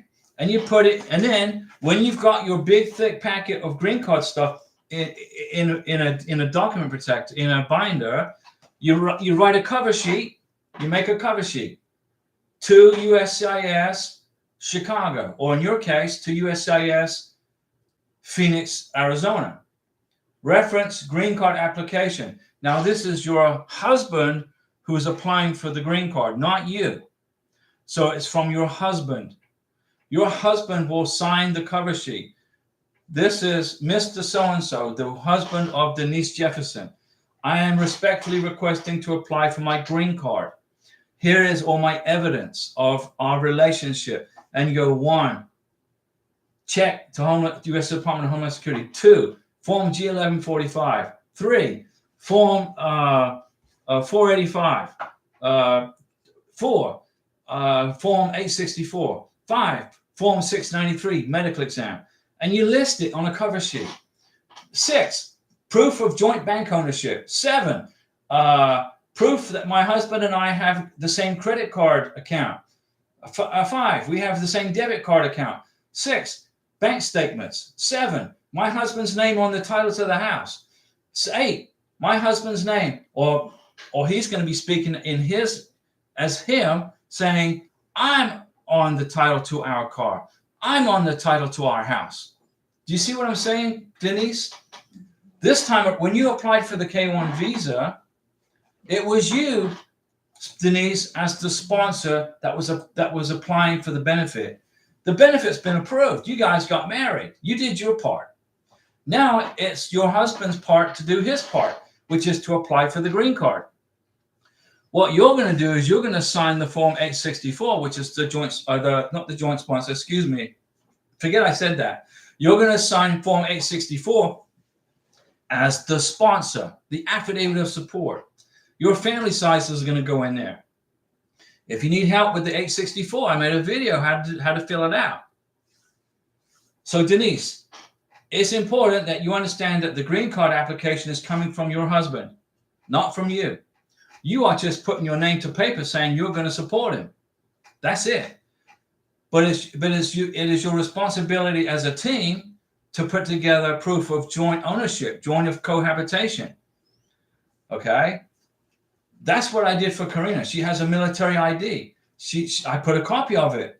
Department of Defense. Karina Ross, U.S. military spouse, entitled to full benefit of medical, commissary, exchange. I made a picture of it. That's a government ID. That's stronger than a driver's license. Now, not everybody out there is retired military like myself. So you're going to have to come up with other ideas, okay? But that's the goal of the green card application. Your husband signs the 485, you sign the 864, and the doctor signs and fills out the 693. And then you put together the green card package. It's that easy, Denise. Did that help you? Did that help get it kind of more easier for you to understand? S. Bay, greetings, Diego and Karina. Does one get a 693 after the K-1 medical exam? Yes, you do. It goes into a sealed envelope. The embassy will either take it or the Border Patrol officer will take it. And then you have to repeat it again in the United States. Miss Betty, I'm really scared of my life. I just moved to a different apartment with my kids in order to apply for my divorce since he was so abusive to me. Well, here's the thing. Number one, you got to file a police report on this guy if he's being abusive to you physically. If he's hitting you, You got to file a police report, and they will then take him to ICE custody. Okay, where do you live, Miss Betty? Which state? If you live in California, the state of California protects criminals, okay, who are foreign nationals. If you are a foreign national under a K-1 or a green card and you're abusing your wife, the state of California will not report that person to immigration, okay? They protect criminals in California. That's a fact. If you live in Texas, if you live in Florida, if you're getting abused in Florida, the state of Florida does not protect criminals. They arrest them and turn them over to immigration. You got it? Where do you live, Miss Betty? Miss Betty, can you check my question? Do you think he can stay? Do you think he can stay here even if we divorce? No, he cannot. In order for him to stay here, you got to sign an affidavit of support, Form 864. If you don't sign an affidavit of support, he ain't going to get, you're not putting your name to paper saying you're going to take care of him for 10 years. He can't stay. Okay? Maryland. Okay, you live in Maryland. Maryland is a blue state. Maryland protects illegal immigrants. It's a sanctuary city state, I believe, like New York. But you got to call the police.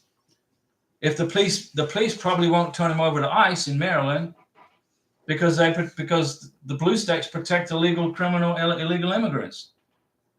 Sanctuary cities protect criminals, and it hurts people like you. Unfortunately, I got to say that, but it's just status. Can he apply for his green card? No, he can't. He cannot apply for it. He can apply for his green card, but you got to sign the 864 promising to support him. So if he applies for his green card, let's suppose he disappears and applies for his green card. Without the 864, he's not going to get his green card. Immigration's going to come looking for him. Denise, we want to get you on track, Denise Jefferson. I want to get you on track, okay? I want to make sure you understand this process. Don't overthink it. Don't be scared, Miss Betty. Call the police if you're scared. Call the police. Francois Diego, when a beneficiary has a physical before coming to the United States, our physicals results need to be translated since it's done in a foreign country. No, they're not required to be translated in the foreign country. But you must repeat the medical exam in the United States. Got to redo it in America. Francois, I second Denise's suggestion, Diego. Live chats are so full of valuable information. Like Denise Jefferson, this live chat instructional video should be reviewed, stored, and referenced and used by all to avoid an RFE in the adjustment of status. Thank you again, Diego and Karina. No, Denise, you're welcome. Now, I've been talking 2 hours, okay? It's Sunday morning. Karina's hungry, and she wants to take a driving lesson. I love you guys. We love you guys, okay? Miss Betty, we're going to get you through this divorce. Don't sign the 864. Don't sign anything. Call the police if he's a problem, okay? Maryland, the state police in Maryland may not turn him over to ICE as a retainer. I don't know, probably not. It's a blue state, but you still need to call the police on him. And he will be deported eventually. Just don't sign the 864. If you are fearful for your life, you got to call somebody. You got to call somebody. Family, friends, and law enforcement. Definitely law enforcement. Miss Betty, yeah, I'm glad you didn't sign it. Francois, why can't the states be all on the same page? Let me answer that question, Francois. The U.S. Constitution is the reason. The United States is made up of 50 states, and the 50 states all got together as a sovereign country called the United States, a republic. A republic is representative government. Washington, D.C., the capital of the United States, exists only because the states allow them to exist. When you get a dictator in the White House who signs executive orders saying that the states are going to do this, this, this, this, and this, the states are going to put up the middle finger of no thank you, because the Constitution prohibits a dictatorship from running the country from Washington, D.C., even with executive orders. So why can't the states be on the same page?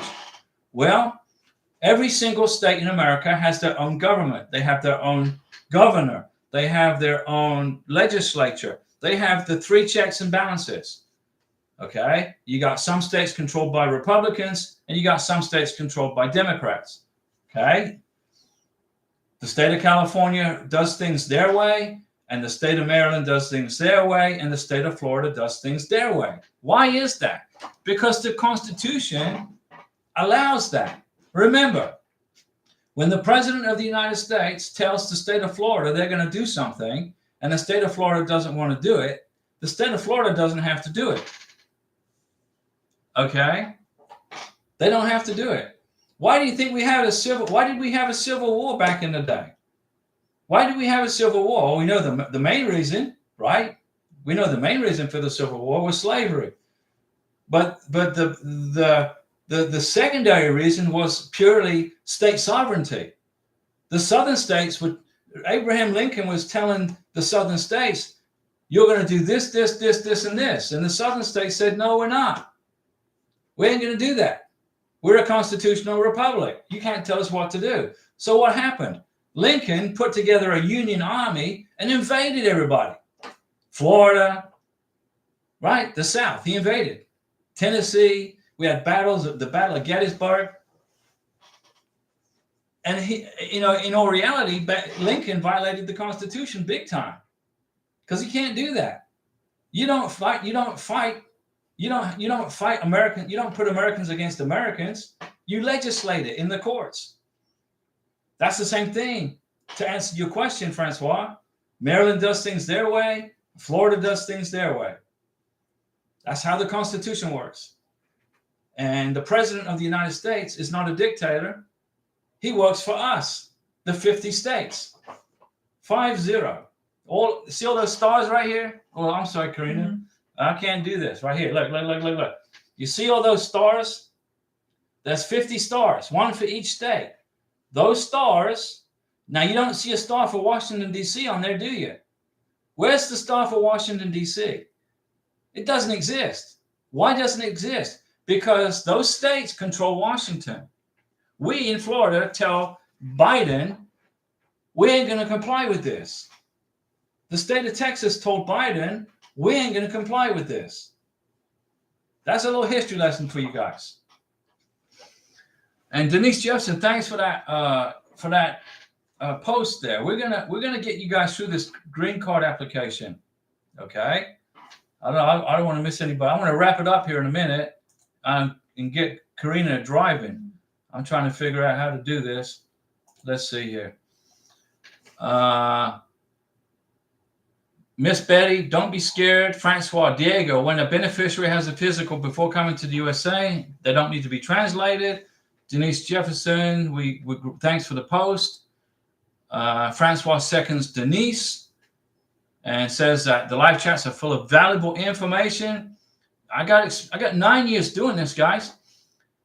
The states can't all be the same because we're a republic, not a democracy. If we were a democracy, then all the states would be on the same page. A democracy is a lot. You hear a lot of people saying that the United States is a democracy. No, we're not. Communist Venezuela is a democracy. President Maduro says, this is what we're going to do. We're a democracy. This is what we're going to do. And Venezuela is made up of different districts, which are states. So when Maduro became president and Chavez, the districts lost their authority, and the government's now controlled by the centralized government in Caracas. That's a democracy. In a republic like the United States of America, the country is ran by the states at the local level and the state level, which is representative government. So we are a republic. So if you're watching the news or if you're reading in textbooks or somewhere online that says the United States is a democracy, it's totally not correct. Read James Madison, Federalist Paper number 10. James Madison, Federalist Paper number 10 says we are a republic run away from a democracy.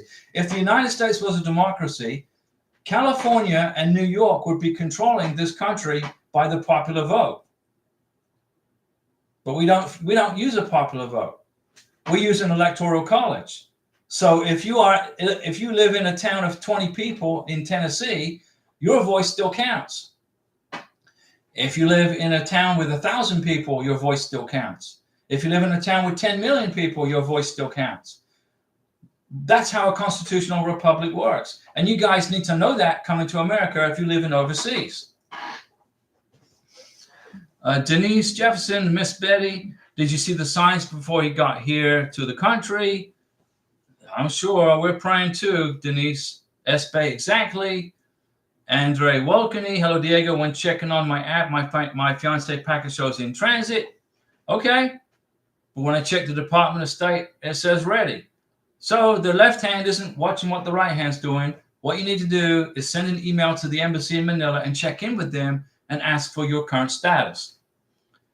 The NOA2 email doesn't specify instructions. You're confused. I just unconfused you.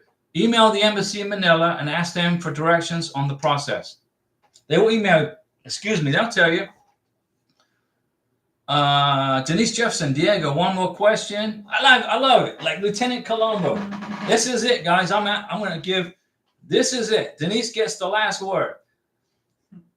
When we make inquiries at adjustment of status, who are we dealing with? You're dealing with USCIS. How do you make an inquiry? Here's how you do it. Did you get a letter for biometrics? When you haven't got the letter for biometrics because you haven't applied for your green card yet. When you apply for your green card, I'm backpedaling. When you apply for your green card, Denise, for your husband, with your husband, you will get a letter in the mail scheduling your biometrics. It will tell you the day, the time, and the location. On the biometrics letter, it's going to give you a receipt number. That's the receipt number you're going to use to check on your status with USCIS. And I will help you get to that stage once you apply for your green card, okay? SBay, the word democracy isn't even the Constitution. It's not, doesn't exist.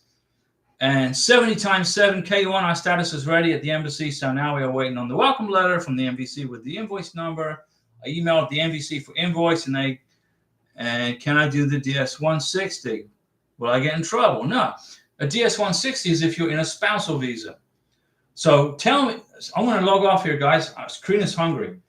And she wants to get driving. If you're in a spousal visa, you file a DS-260. If you're in a K1 visa, you file a DS-160. Big difference. Will you get in trouble? If you have ready status, you won't get in trouble. It's good for a year, by the way. We're out of here. See you guys tomorrow, 6 p.m., guys. Oh.